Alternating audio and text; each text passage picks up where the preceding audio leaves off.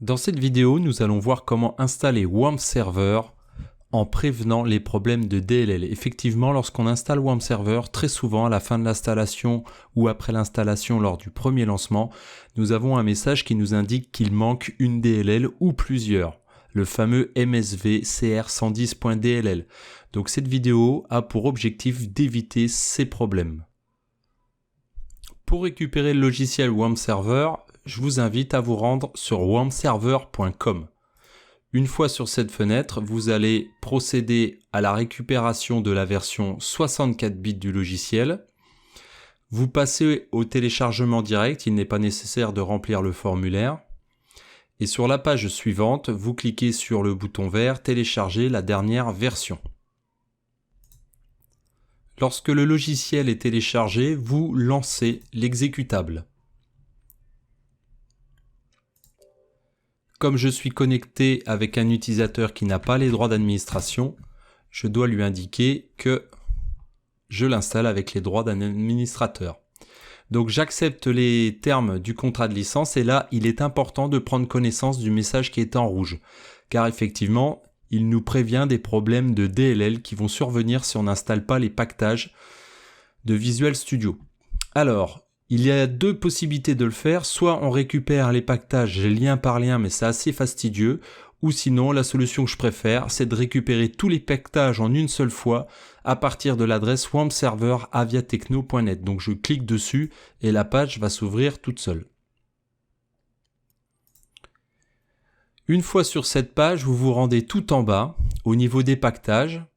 Et là, on voit la possibilité de récupérer tous les paquets redistribuables en une seule fois. Donc je clique dessus et on enregistre le fichier.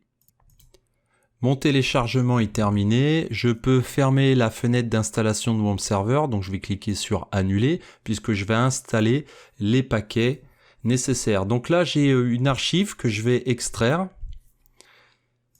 Et puis, je vais installer les éléments de cette archive un par un. Donc, il y en a quand même quelques-uns. Ça prend un certain temps, il faut être patient.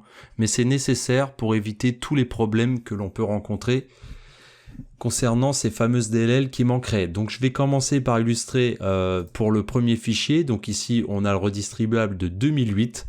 Donc, je vais en installer un seul. Mais vous, il faudra tout installer. Donc, je prends le premier. Comme je ne suis pas administrateur, il me faut indiquer un mot de passe administrateur pour procéder à l'installation. Et une fois cela fait, on accepte les contrats de licence et puis le programme va installer tranquillement nos paquets. Donc cette opération en fait est très similaire d'un paquet à l'autre. Vous voyez ici c'est déjà terminé pour le premier. Et en fait je vais faire le second, le troisième, etc. Donc vous, il faudra tous les installer. Et on se retrouve une fois que cela est fait. Donc pour certains, le système devra redémarrer, donc redémarrez-le. Et puis on se retrouve une fois toutes ces installations faites. J'ai terminé d'installer tous mes paquets redistribuables. Je vais pouvoir maintenant procéder à l'installation de WAMP Server. Donc je reclique dessus cette fois afin de lancer l'exécutable.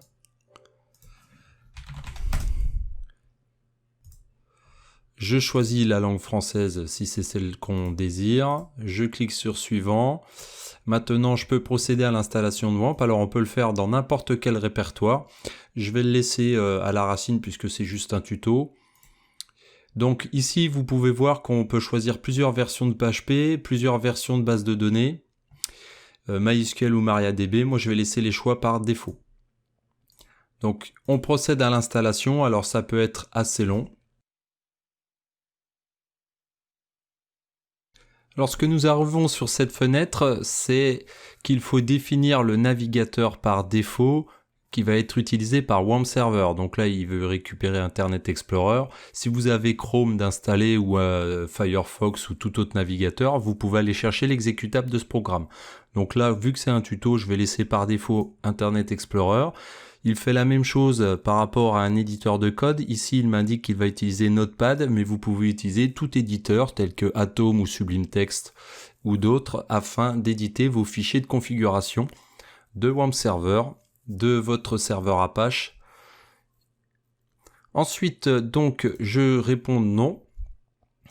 et l'installation va se finaliser sans problème normalement. Nous arrivons à la fin de cette installation. Nous allons pouvoir démarrer WAMP Server et vérifier que tout fonctionne correctement. Donc je le lance.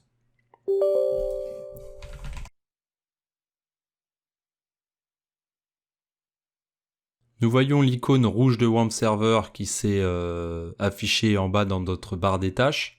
Elle devrait passer plus ou moins rapidement en orange, puis en vert. Donc si on arrive à voir l'icône verte, ça veut dire que tout est fonctionnel. Voilà l'orange qui vient de s'afficher et enfin l'icône verte. Si on fait un test maintenant, je peux cliquer par exemple sur phpMyAdmin et en principe j'ai l'adresse de l'interface d'administration des bases de données qui va s'afficher. Donc ici on a pu constater que tout est fonctionnel grâce à l'installation des paquets redistribuables. Donc c'est une étape vraiment indispensable pour prévenir tout problème de DLL. C'est terminé.